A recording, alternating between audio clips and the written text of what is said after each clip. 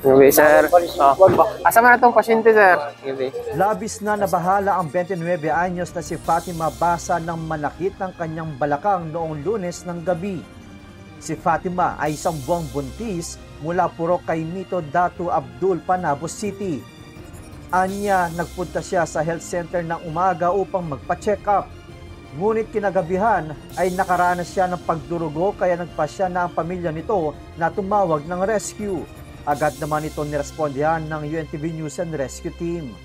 Matapos ma-assess at kunan ng vital signs, dinala ng grupo si Fatima sa Davao Regional Medical Center upang masuri ng mga doktor.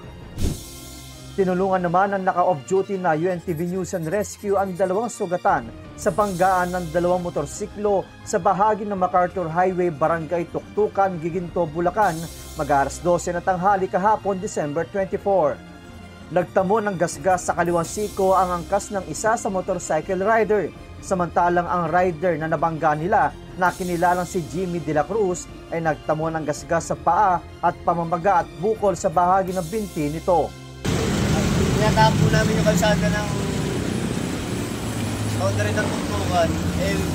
Pagkatabi po kami sa kalsada, hindi ko siya napansin, bigla siyang lumiko.